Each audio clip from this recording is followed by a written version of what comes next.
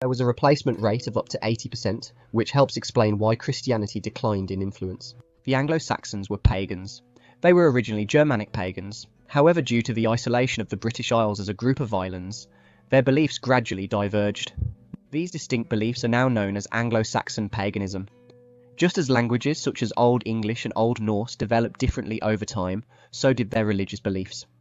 Nonetheless, Norse and Anglo-Saxon paganism shared the same roots and would have been quite similar in many aspects. Germanic paganism was a complex belief system that included both nature worship and ancestor worship. Earliest ancestors likely evolved into gods over time, while other deities came to represent elements of nature, for example, Thor. Blood heritage and family were vital to Anglo-Saxon belief and formed the foundation of their values, which were centered around kinship. Anglo-Saxon paganism incorporated and merged with certain aspects of Celtic paganism. For example, if the local Britons worshipped a particular tree or considered an area to be sacred, the Germanic settlers likely adopted these beliefs, as they were similar to those found in Germanic paganism. This includes Celtic Christianity, which had itself merged with elements of Celtic paganism. As all three belief systems coexisted, their stories and beliefs gradually blended over time. The Nine Noble Virtues are a set of ethical principles inspired by ancient Germanic traditions, particularly associated with modern heathenry and us are true. While not drawn directly from historical texts, they reflect values that were important in early Northern European societies. They are: strength is better than weakness, courage is better than cowardice, joy is better than guilt, honor is better than dishonor, freedom is better than slavery, kinship is better than alienation, realism is better than dogmatism, vigor is better than lifelessness, and ancestry is better than rootlessness. The five main gods were Woden, who gives us the name Wednesday. He is the most well-known of the five. His name means divine madness and fury. There were cults dedicated to both Woden and Odin. To be considered legitimate, all kings had to be descendants of Woden. The English word king comes from kin, meaning shared ethnicity and family.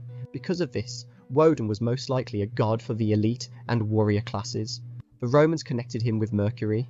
He is also linked to ash trees, wood, travel, spears, and the Os rune symbol. Woden was said to lead the wild hunt, a ghostly procession in the sky. Anyone who looked upon it would be carried away. King Charles III is believed to be a distant descendant of Woden through the ancient royal bloodlines of early Anglo-Saxon kings. Thunor, who gives us the name Thursday, means thunder. The Romans merged him with Hercules. Thunor is also connected to oak trees, hammers, and slaying dragons.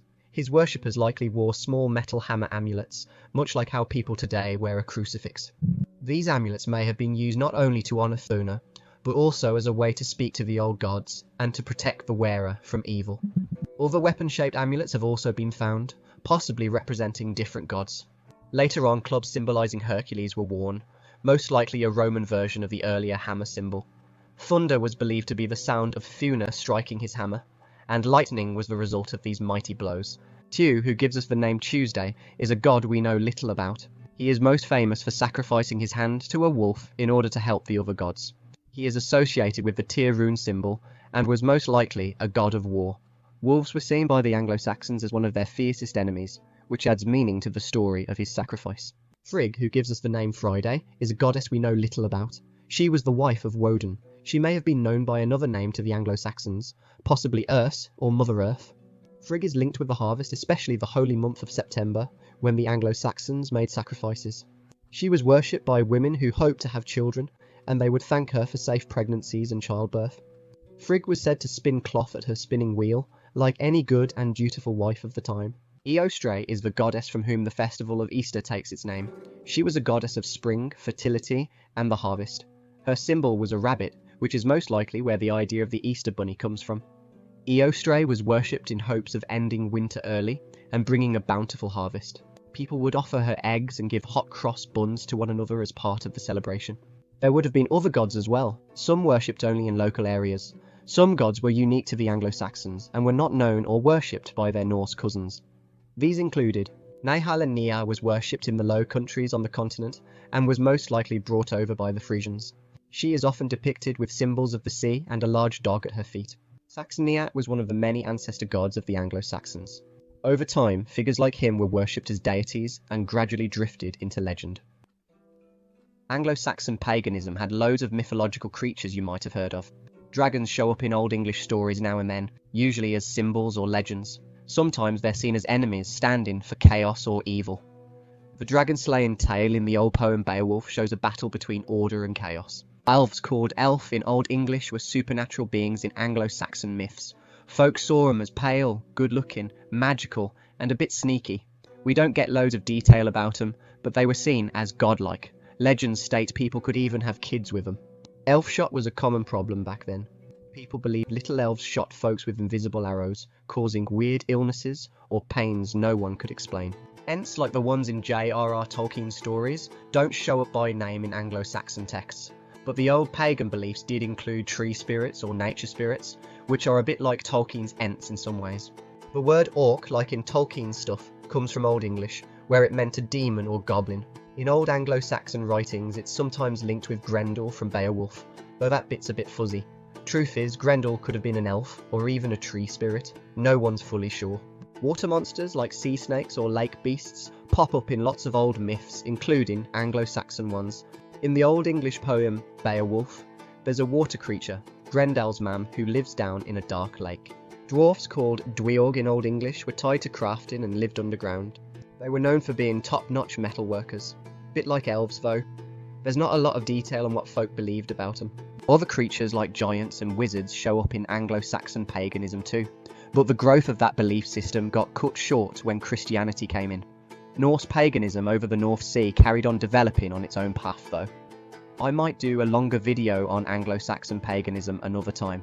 Place names like Draca and Thrias, meaning dragon and giant, show that loads of today's myths come straight out of the Anglo-Saxon world.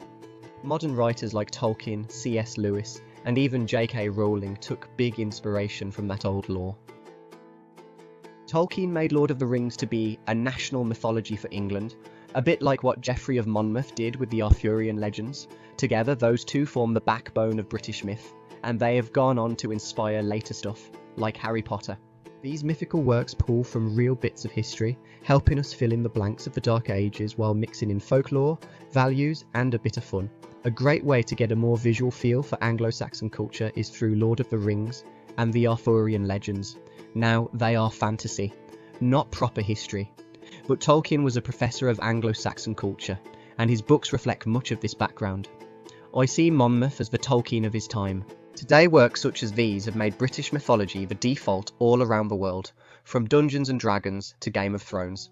When people think of fantasy as a genre, they most likely picture British mythology in their heads.